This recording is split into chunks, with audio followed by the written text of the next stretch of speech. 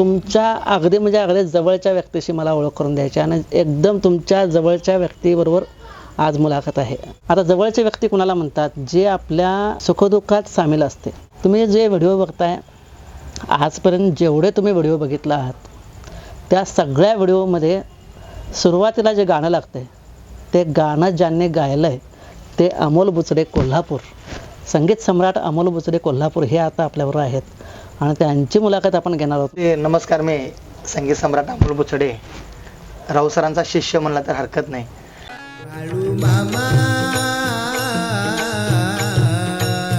मी शरण आलो तुझ्या पाया. मला सांगा अमोल, आता पुढचं आत्तापर्यंत सगळं हे समजलं तुमचं की सुरुवात कशी झाली, त्यानंतर तुम्ही तबला, ढोलकी, पेटी, त्यानंतर गायनाकडे वळला, भजन नवीन बसवला, नवीन नवीन गाणे करायला सुरू केला.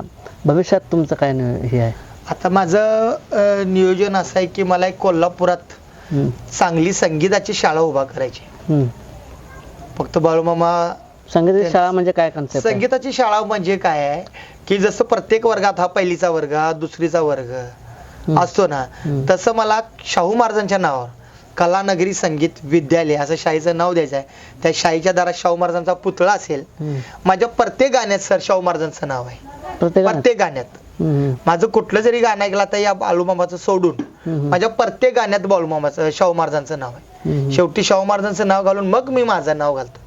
कारण की त्या माणसामुळं, कारण की जगात असा राजा परत होणे नाही आणि कला नगरीचा तो वाघ आहे शाहू महाराज. कोल्हापूरचा शाहीर आला शाही थाटात, तेवढी एक सुरुवात झाली की नाही, असला अंगावर काटा येतो. ते शाहीर काय ऐकल्या, शाहीर केला म्हणजे पेटी लय वाजवल्या, खरं लय पेटी वाजवल्या शाहीर केला. म्हणून ते मला ते चुकल्यासारखं वाटतं. आता कधीतरी म्हटलं कुठेतरी शाहीर ऐकलं की ते पहिलं कसलं आहे होते, कोल्हापूरचा शाहीर आला शाहीर थाटात, शाही थाटात,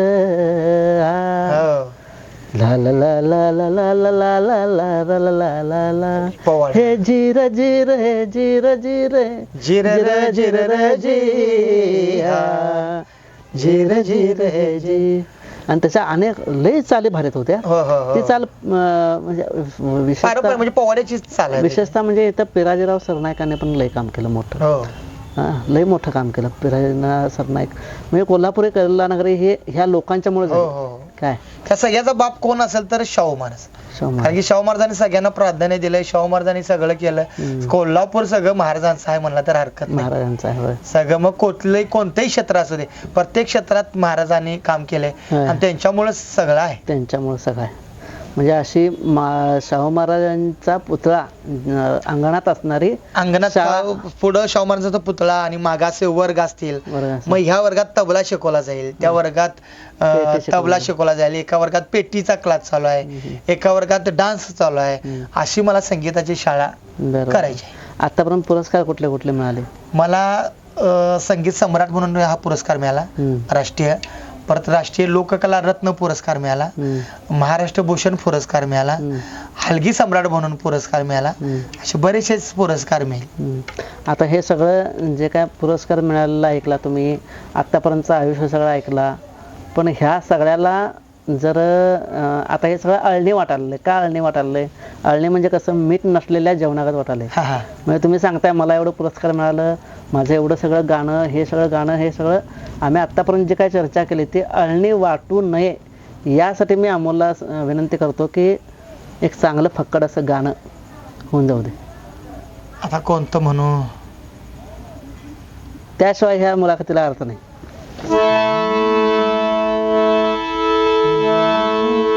काय म्हणू? अभंग म्हणू? कुठलं काही तुमच्या आवडीचं. विठ्ठलाचा अभंग केलेला नाही, तुम्ही केलेलं नको, वेगळं दुसरं चांगलं एकदम असं ऐकल्यानंतर ह्या लोकांना इथं बसण्यात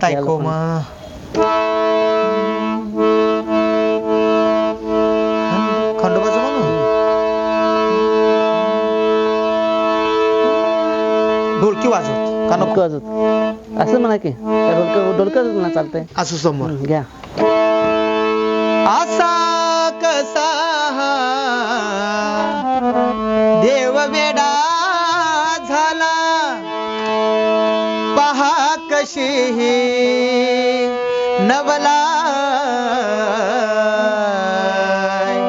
शिवावतारी तुझी पार्वती अन तीच ही बानोबाय येळकोट जय मल्हार सदानंदाचा येळकोट उदो उदो.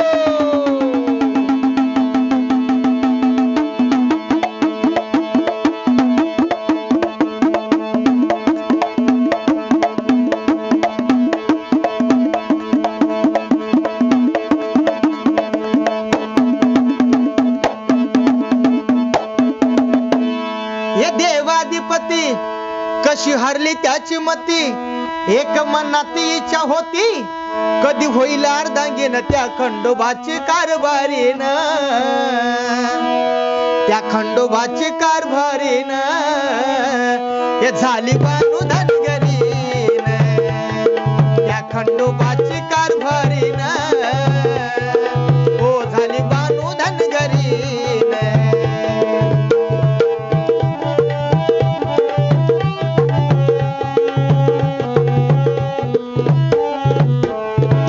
जाऊनी चंदनपुराला पाहतो या भानूच्या घराला हो, जाऊनी चंदनपुराला पाहतो या भानूच्या घराला मुरल पडली वेडा झाला देव बोलून कसा गेला होता तिचा पण आलं पूर्ण तो करून तिला घालून पैजण म्हणे तुला मी सांभाळीन त्या खंडोबाची कारभारीन हे झाली बानू धनगरीन त्या खंडोबाची कारभारीन